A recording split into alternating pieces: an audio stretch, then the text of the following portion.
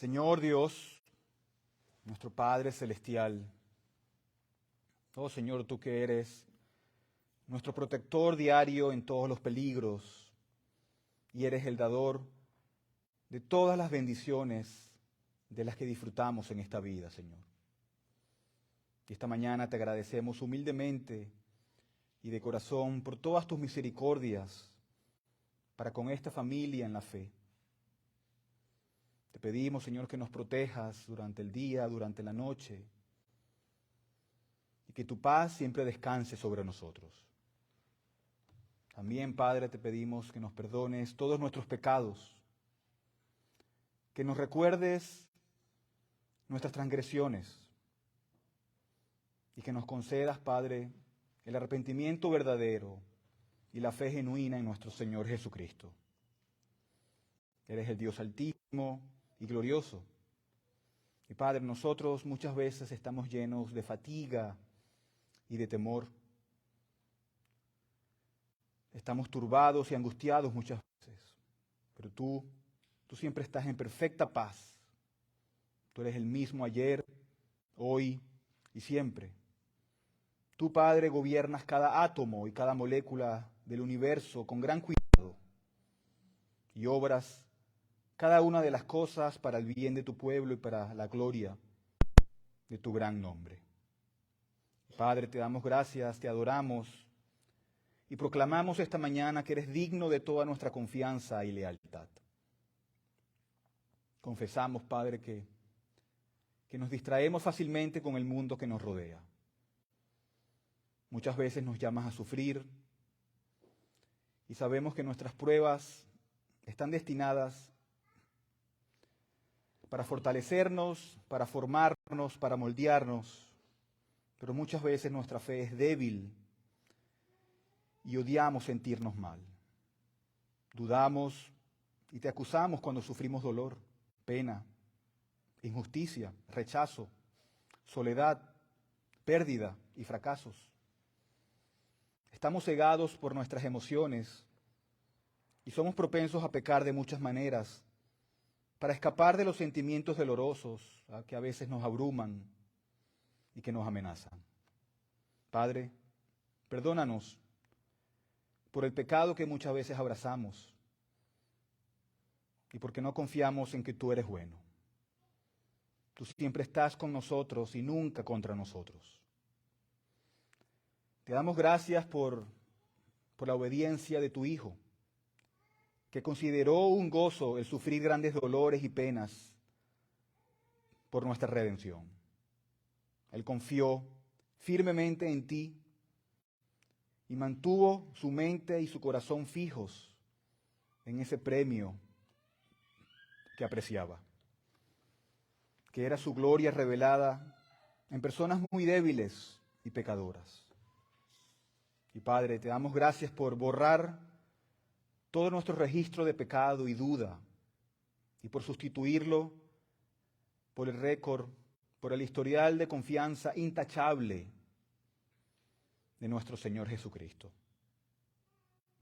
Espíritu Santo, derrite nuestros corazones fríos, amargados y temerosos con tu gran amor por nosotros. Aparta nuestros ojos de las ciudades terrenales que nos deslumbran y que estamos tentados de convertir en nuestro hogar.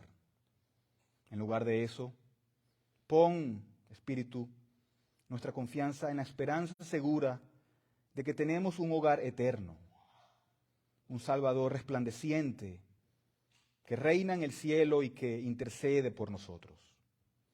Una ciudad dorada que hará que nuestros sufrimientos actuales sean tenues y sin memoria.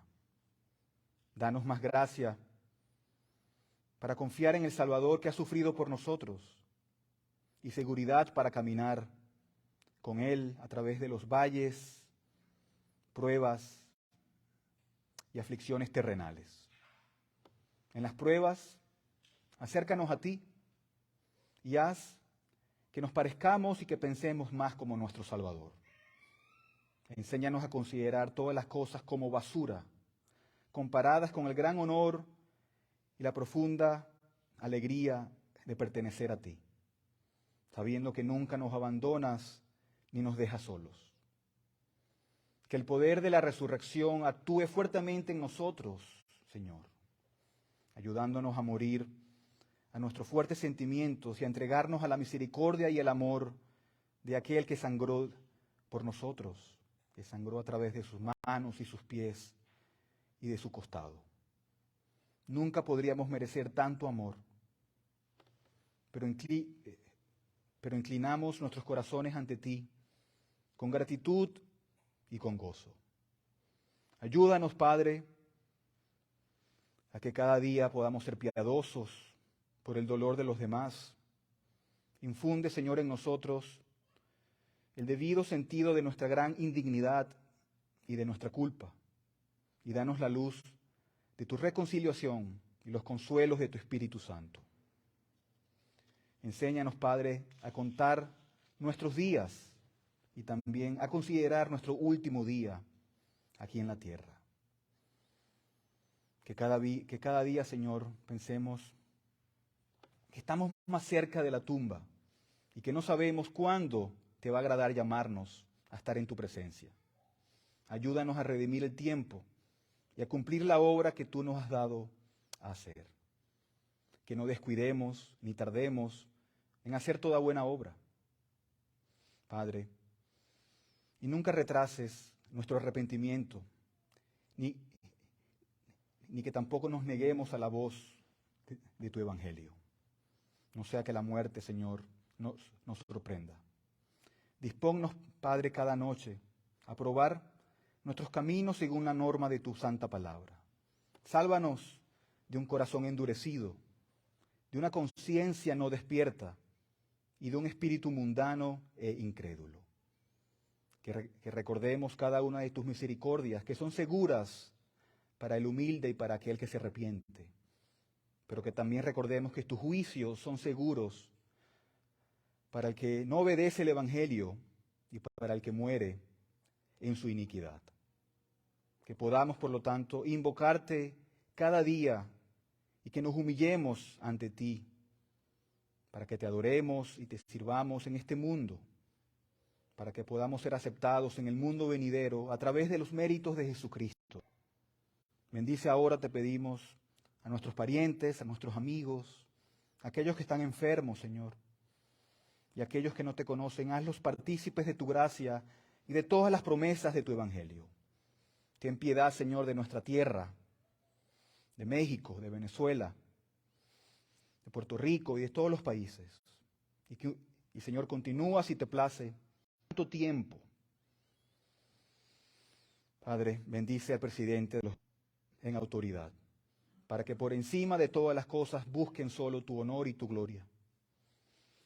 Señor, ilumínanos para cumplir los deberes cristianos en cada una de las posiciones que tú nos has puesto. Y Señor, estas y todas las demás cosas necesarias para nuestros cuerpos y para nuestras almas, para nuestros intereses temporales y eternos, te las pedimos humildemente, en el nombre de nuestro único mediador y de nuestro único intercesor, nuestro Señor Jesucristo. Amén.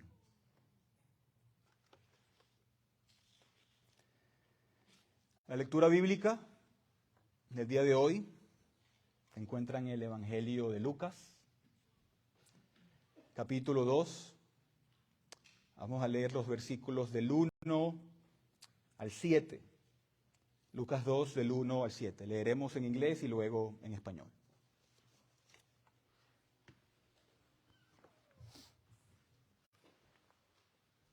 A reading in the ESV Bible from of Luke chapter 2 verses 1 through 7.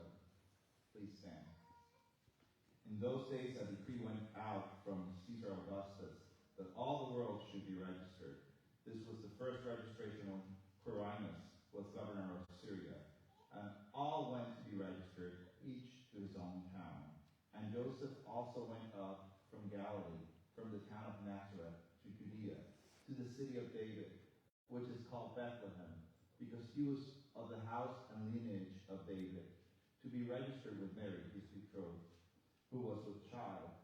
And while they were there, the time came for her to give birth, and she gave birth to her firstborn son, and wrapped him in swaddling clothes, and laid him in a manger, because there was no place for them in the inn. This is the word of the Lord. Gracias. Lucas capítulo 2, desde el versículo 1, dice la palabra de Dios. Aconteció en aquellos días que salió un edicto de César Augusto para que se hiciera un censo de todo el mundo habitado. Este fue el primer censo que se levantó cuando Cirenio era gobernador de Siria. Todos se dirigían a inscribirse en el censo, cada uno a su ciudad. También José subió de Galilea, de la ciudad de Nazaret a Judea, a la ciudad de David que se llama Belén, por ser él de la casa y de la familia de David, para inscribirse junto con María comprometida para casarse con él, la cual estaba encinta. Y sucedió que mientras estaban ellos allí, se cumplieron los días de su alumbramiento, y dio a luz a su hijo primogénito. Lo envolvió en pañales, lo acostó en un pesebre, porque no había lugar para ellos en el mesón. Amén. Oremos. Gracias, Padre, te damos por tu palabra, Señor.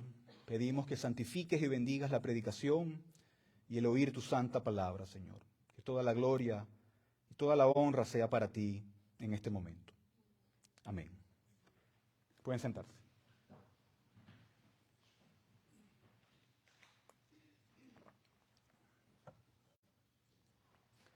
Ahora estamos en este tiempo de Navidad. Y en estos tiempos de Navidad es muy común que se lean estos textos. Son textos muy familiares, que todos lo conocen y los leemos una y otra vez en este mes. Y aquí lo que tenemos es que Lucas nos está dando un relato en el tiempo y en el espacio del nacimiento de nuestro Señor Jesús. Y nos lo está dando como un suceso que es histórico y que es real. Que Cristo nació realmente, ¿verdad? No es leyenda, no es mito. Esto sucedió. Cristo realmente se hizo hombre y se hizo carne por nosotros, y eso es esencial para nuestra salvación, ¿verdad? Debe haber un contacto real con Cristo y la humanidad para salvarnos de nuestros pecados. Sin embargo, al leer Lucas 2, él muestra las cosas de una manera muy discreta. Él describe las cosas aquí en el texto que acabamos de leer de una manera histórica,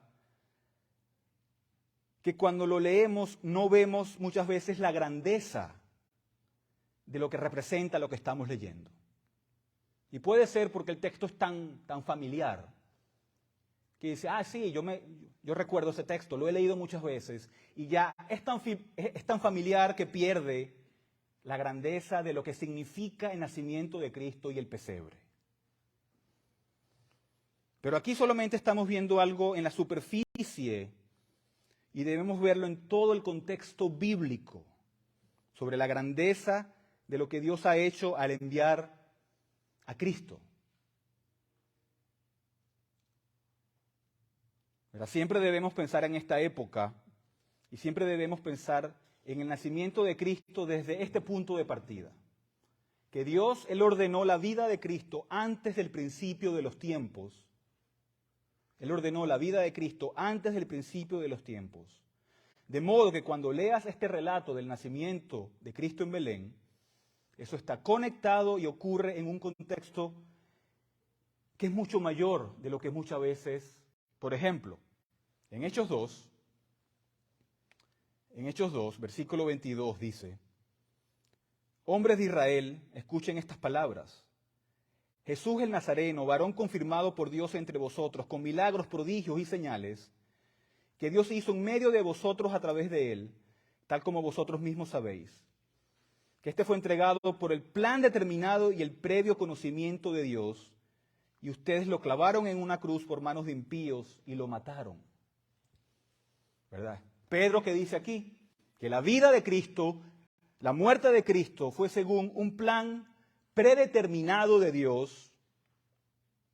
Así que cuando leemos los evangelios, cuando leemos las narraciones de la infancia y nacimiento de Jesús, estamos viendo la realización de un plan eterno que Dios predeterminó antes del principio de los tiempos.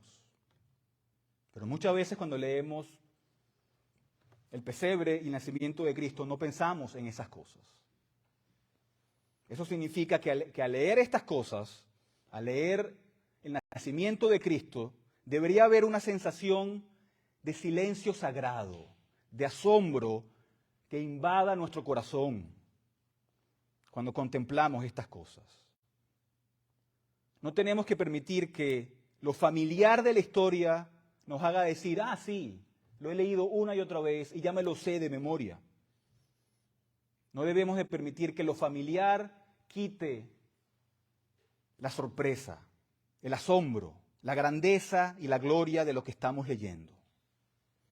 No debería distraernos de la majestuosidad de lo que estamos leyendo, que muchas veces es lo que sucede cuando un texto es tan familiar.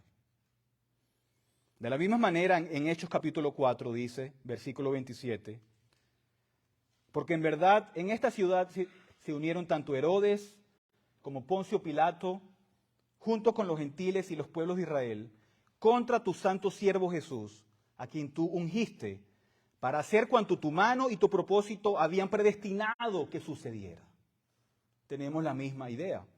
La vida de Cristo, la muerte de Cristo, se desarrolló según un plan predeterminado de Dios. A Dios le agradó hacer un plan y luego, mediante su poder soberano, obrar incluso a través de la maldad de los hombres que no sabían que estaba llevando a cabo los propósitos de Dios. Y eso es asombroso. Esa es la grandeza del Evangelio. Esa es la grandeza de Cristo. Esa es la grandeza de lo que leemos al ver el desarrollo de este plan en la historia que Lucas registra para nosotros. Dios, Él ordenó la vida de Cristo antes del comienzo del tiempo y en el curso de la historia. Pero Dios hizo algo más. Dios hizo algo más. Antes de la venida de Cristo, a través de los profetas, Dios predijo la venida de Cristo siglos antes de que eso sucediera. Y quiero que veamos eso por un momento. Y la intención es sacar nuestras mentes y nuestros corazones del comercialismo y el sentimentalismo que muchos tienen en esta época. Y recordar el nacimiento de Cristo en el contexto bíblico, ¿verdad? No solamente un árbol, las luces, los regalos, que todo eso está bien, a mí me encanta, pero siempre hay que tener el contexto bíblico muy presente. Así que veamos primero el punto número 1, la elaboración de las profecías. La elaboración de las profecías. ¿Verdad? Cuando leemos el Antiguo Testamento te das cuenta que Dios dio varias profecías del Mesías, del Cristo que iba a venir. Pero primero vayamos a Génesis capítulo 3. Y son textos que también son muy familiares. Génesis capítulo 3. Aquí vemos que desde el principio, cuando Adán y Eva caen, cuando ellos caen en la tentación de Satanás, el Señor empieza a predecir sobre aquel que iba a venir. En Génesis 3, desde el versículo 14 dice, y el Señor Dios dijo a la serpiente, por cuanto has hecho esto, maldita serás más que todos los animales del campo. Sobre tu vientre andarás y polvo comerás todos los días de tu vida.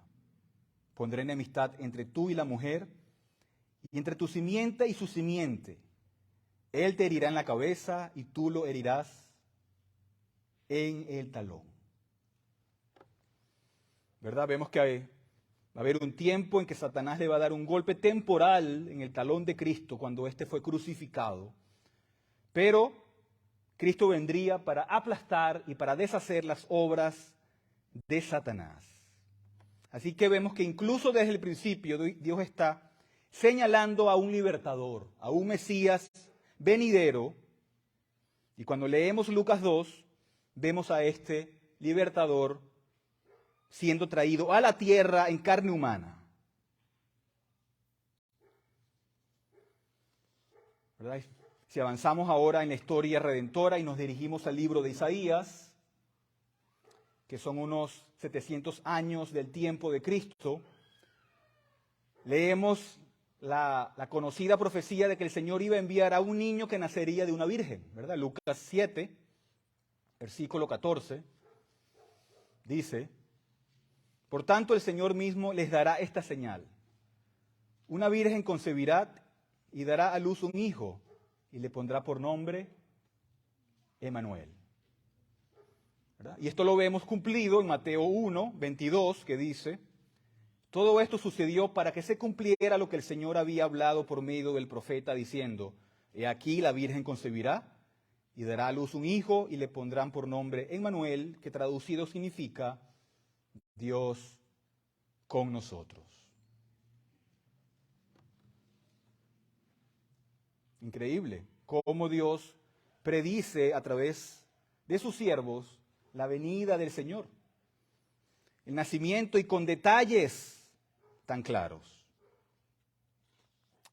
Si vamos ahora a Isaías 9, Isaías 9:6, otra profecía de la venida del Señor,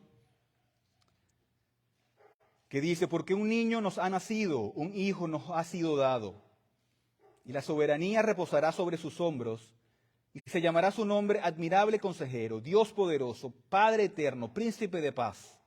El aumento de su soberanía y de la paz no tendrán fin sobre el trono de David y sobre su reino, para afianzarlo y sostenerlo con el derecho y la justicia desde entonces y para siempre.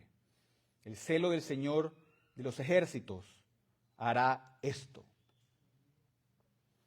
Aquí tenemos los grandes nombres de Dios que se aplican a este Cristo que viene, a este niño que se nos entregará.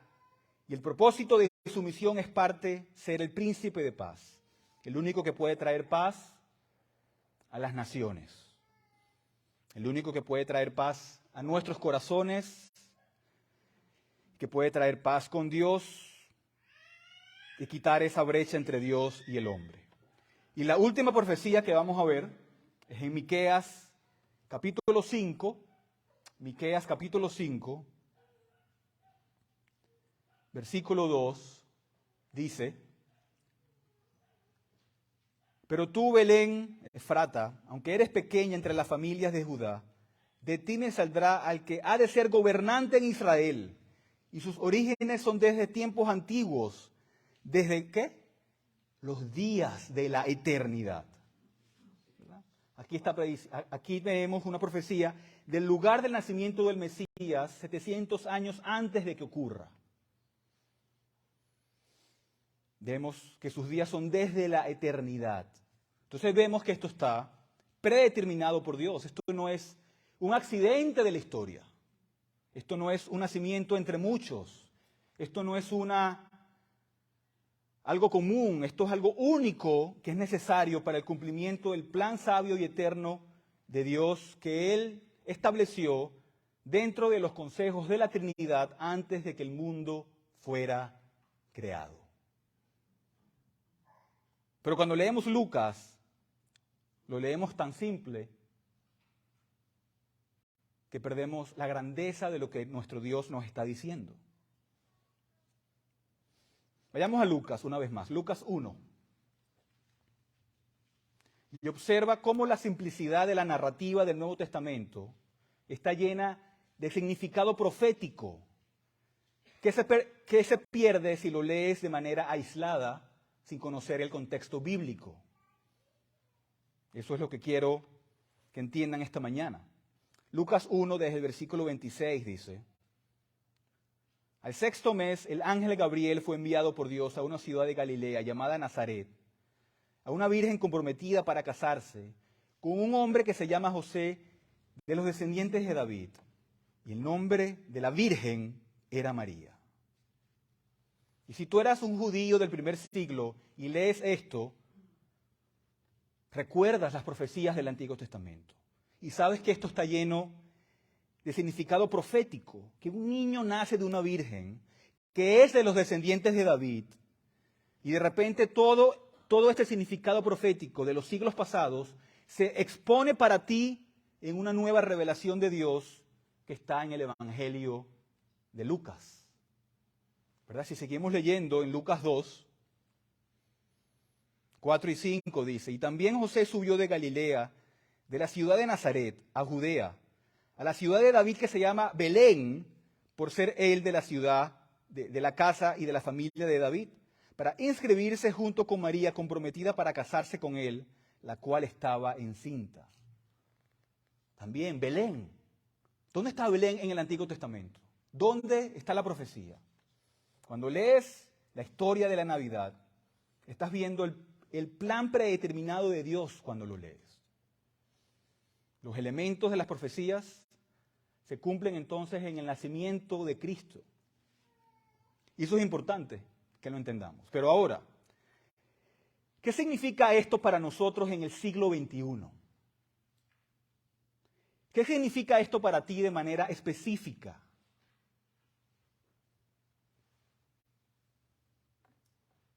Que Cristo nació en el plan del desarrollo profético a través de la revelación de Dios. ¿Cómo lo aplicamos para nuestras vidas? ¿Cuál es el significado de estas profecías en este momento de Navidad? Aquí pasamos al punto número 2, el significado de las profecías. ¿Qué significa para ti hoy este nacimiento anunciado por Dios? Y voy a darle 5 cosas a modo de aplicación. 5 cosas a modo de aplicación. De forma que moldeen tus pensamientos y que enmarquen tu enfoque en la vida en estos tiempos. ¿Qué significa este nacimiento que es anunciado para ti el día de hoy?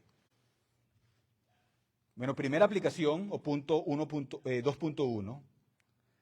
Recuerda la cruz cuando recuerdes el pesebre. Recuerda la cruz cuando recuerdes el pesebre. Y aquí quiero que vayamos conmigo para Primera de Pedro 1. Primera de Pedro capítulo 1.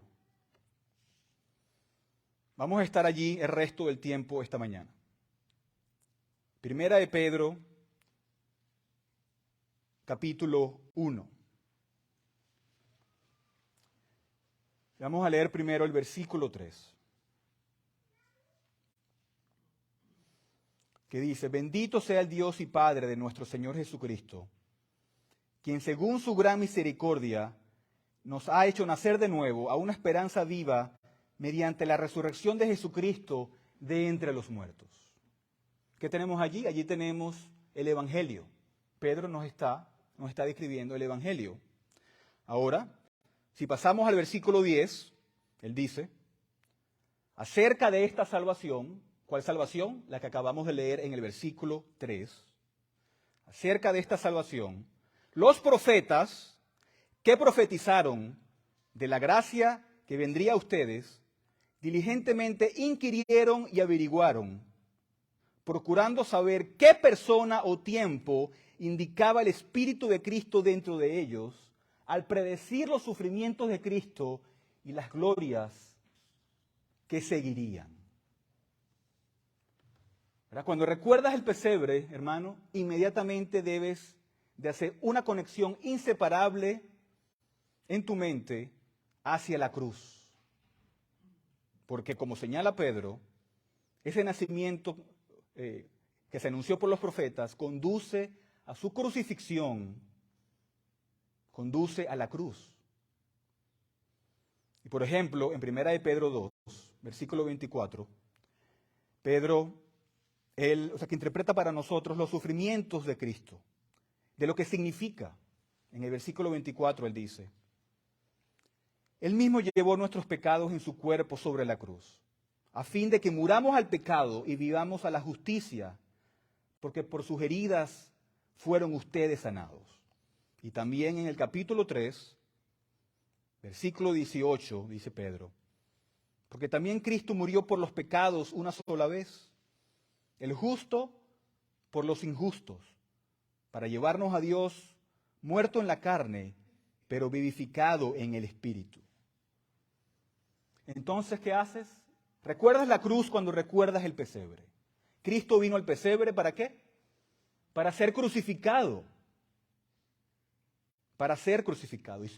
Y si tú eres cristiano hoy en día, tú eres un beneficiario de ese plan eterno predeterminado que fue profetizado por los siglos antes del nacimiento de Cristo. Tú estás en el extremo receptor de su gracia y de su misericordia. Y eso es lo que recordamos cuando recordamos el pesebre. Recordamos la cruz y la salvación que Cristo vino para conseguir para pecadores. En segundo lugar, ¿qué haces?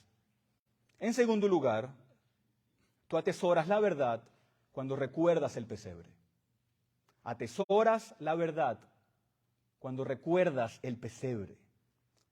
Si vamos otra vez a 1 de Pedro 1, desde el versículo 10, y oye con atención lo que dice Pedro. Acerca de esta salvación, los profetas que profetizaron de la gracia que vendría a ustedes, diligentemente inquirieron y averiguaron, procurando saber qué persona o tiempo indicaba el Espíritu de Cristo dentro de ellos, al predecir los sufrimientos de Cristo y las glorias que seguirían. Y tienes que entender lo que está diciendo aquí Pedro sobre los profetas. Dios habló a través de ellos, ¿verdad? Y sus profecías están registradas para nosotros en las Escrituras para que las estudiemos el día de hoy. Y ellos sabían, los profetas sabían y estaban conscientes de que habían recibido la palabra de Dios.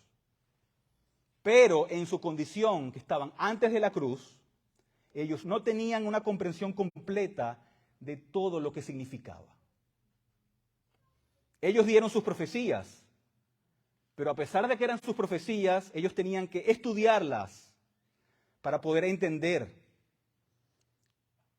Ellos tenían que entender lo que vendría en el futuro con sus propias mentes humanas, buscando entender los sufrimientos de Cristo y las glorias que iban a seguir.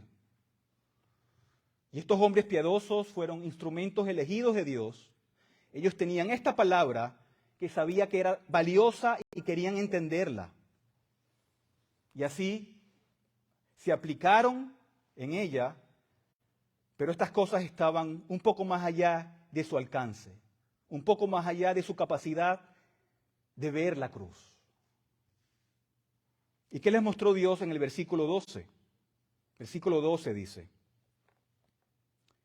a ellos, a los profetas, les fue revelado que no servían, que no se servían a sí mismos, sino a ustedes, en estas cosas que ahora les han sido anunciadas, mediante los que predijeron el Evangelio por el Espíritu Santo, enviado del cielo, cosas a las que los ángeles anhelan mirar. ¡Wow! Estos grandes hombres de Dios, los profetas que sufrieron por su nombre, que recibieron la palabra de Dios, que la registraron, ¿verdad? La tradición nos dice, por ejemplo, que Isaías fue cortado a la mitad, que Jeremías fue rechazado a lo largo de décadas de ministerio. Y otros profetas también, también sufrieron. Estos grandes hombres, estos nobles hombres de Dios, Dios les dio una palabra que ellos querían conocer incluso cuando sufrían en su servicio a Dios. Y mientras buscaban eso, la Escritura dice que se les mostró que eran siervos de una generación futura. Siervos para ustedes, hoy en día, que están al lado de la cruz, que están al otro lado de la cruz. Siervos para ustedes, ¿para qué? Para que tengan el beneficio de las labores de estos profetas. Yo recibo el beneficio de estas profecías, de estos hombres, 3.000 años después. ¿Y esto qué hace? ¿Qué debería ser esto en los corazones de nosotros. Deberíamos nosotros atesorar la verdad que nos ha sido revelada, la verdad que es valiosa, la verdad que es digna, porque viene de Dios. Eso debería de hacernos, que atesorar la verdad, porque tienes una posición mucho más privilegiada de la que tenían estos profetas. Aquí estamos nosotros viendo estas profecías, estamos estudiándolas para nuestro beneficio. Pero ¿qué más? ¿Qué más significan estas profecías para nosotros? ¿Qué debemos hacer cuando nosotros entendemos estas profecías? Punto número 3. También tú santificas tu corazón cuando recuerdas el pesebre. Santificas tu corazón cuando recuerdas el pesebre. Sigamos en 1 de Pedro 1, versículo 13. ¿Cómo empieza ese versículo? Por tanto. ¿Por tanto qué? Todo lo que dice antes. Por tanto las profecías, por tanto el Evangelio. ¿Qué debemos hacer? Por tanto, preparen su entendimiento para la acción. Sean sobrios en espíritu.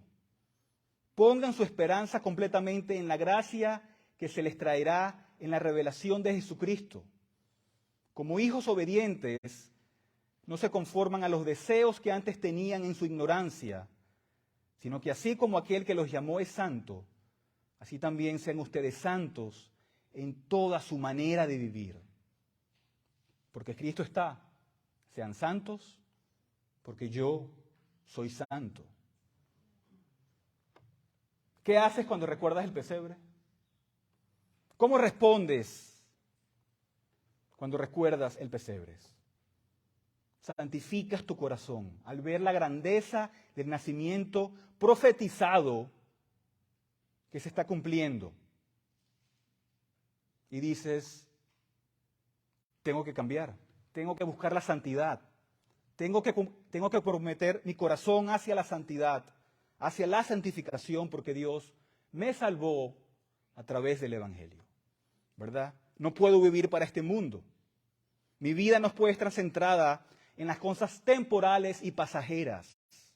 He sido salvado para un propósito mayor. He sido salvado para vivir, para vivir por aquel que es santo. Y como Él es santo, yo también debo ser santo. Rechazo todas las prioridades terrenales. Rechazo las tentaciones terrenales. Y dedico mi vida solo a aquel que me salvó. Santificas tu corazón, entonces, cuando recuerdas el pesebre, porque Cristo vino para traerte salvación. En cuarto lugar, ¿qué haces? ¿Cuál es el significado de esta profecía para ti? Cuarto, temes a Dios cuando recuerdas el pesebre. Tienes temor de Dios cuando recuerdas el pesebre. Seguimos leyendo en 1 de Pedro 1, versículo 17. Y si invocan como Padre a aquel que imparcialmente juzga según la obra de cada uno, condúzcanse con temor durante el tiempo de su peregrinación. Ustedes saben que no fueron redimidos de su vana manera de vivir, heredada de sus padres, con cosas perecederas como oro o plata, sino con sangre preciosa, como de un cordero sin tacha y sin mancha, la sangre de Cristo, porque Él estaba preparado, ¿cuándo? Desde antes de la fundación del mundo, pero se ha manifestado en estos últimos tiempos. ¿Por qué? Por amor a ustedes. Por amor a ustedes, según el plan predeterminado de Dios. Por amor a ustedes se derramó su sangre preciosa. Y no puedes tener una reacción casual ante esto. No puedes ver esto, a la ligera. Por amor a ustedes entregó su cuerpo y su sangre. No puedes ver esto con indiferencia. Esto no es algo que tú escuchas y luego dices, ok, voy a ver el Mundial de Fútbol. No. Esto es algo que debería llenar tu corazón en pensar en este plan predeterminado de Dios y en su desarrollo en el tiempo. Esto debería llevarnos a una vida de corazón humilde, de adoración, en respuesta a la gran salvación que Dios nos ha traído y cómo todo este plan se desarrolló a través de los tiempos. ¿Verdad? Cómo el Evangelio se acerca a nosotros y cómo reclama de manera preeminente nuestros afectos y nuestras lealtades más profundas. Y nos dice que debemos entregar nuestras vidas a ese único Cristo y a ese Dios que nos ha salvado. No hay opción, ¿verdad? No puedes servir a dos señores. No puedes amar al mundo y amar a Dios.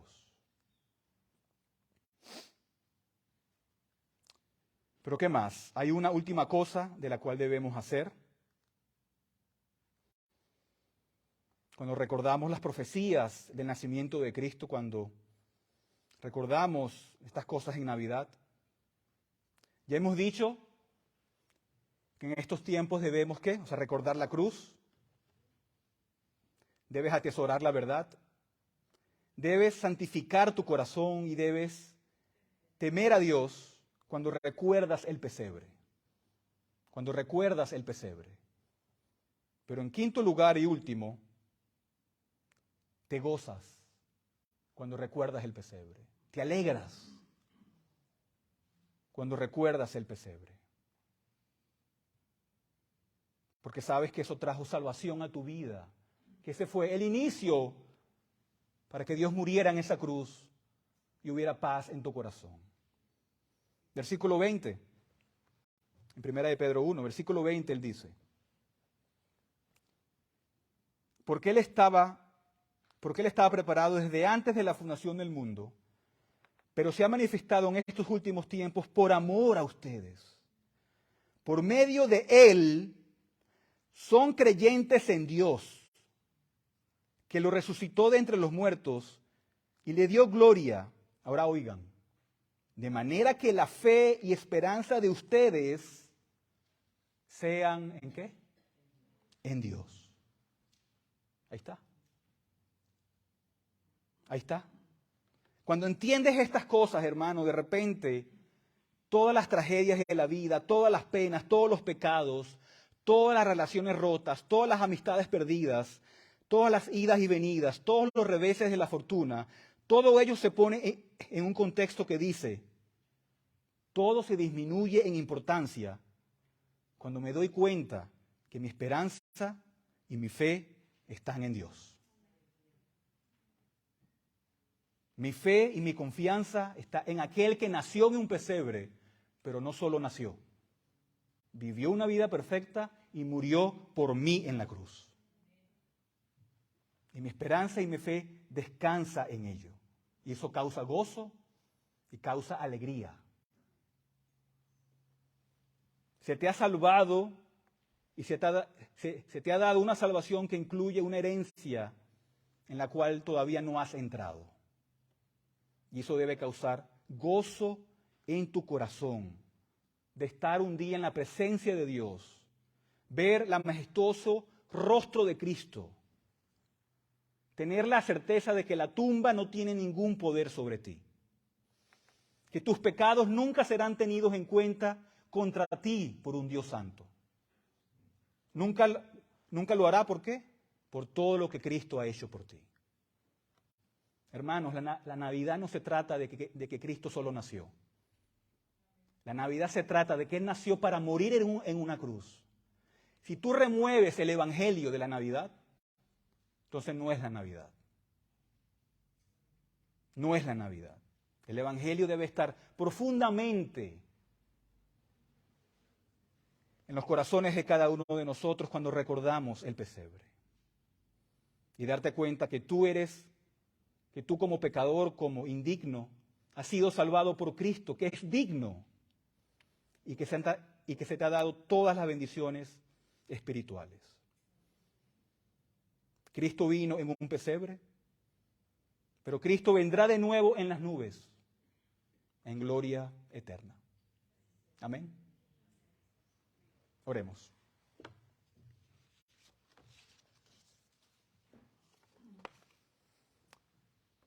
Gracias, Señor, te damos por tu maravillosa gloria y majestad. Y te damos gracias, Señor, porque tú enviaste a tu Hijo a nacer de una virgen. Y vemos cómo las profecías del Antiguo Testamento son cumplidas de manera perfecta, Señor, en tu plan predeterminado antes de la fundación del mundo, Padre. Pero ayúdanos a recordar todas estas cosas cuando recordamos el pesebre. A no poner nuestra mirada solamente en un bebé. A no poner nuestra mirada solamente en un nacimiento, sino a lo que condujo ese nacimiento. A la obra más maravillosa que fue la salvación de nuestros pecados por medio de la muerte de nuestro Señor Jesucristo. Oh Señor, ayúdanos a predicar el Evangelio en estos tiempos, a no quitarlo de nuestras celebraciones. Gracias por quien eres, gracias porque nos has salvado, gracias por cada uno de mis hermanos aquí presentes. Oh Señor, y usa estos tiempos para tu gloria y para traer salvación a los que todavía no te conocen. Gracias por tus bondades y ayúdanos, Señor, a celebrar la Navidad recordando estas cosas. Y oramos en el nombre de Jesús. Amén.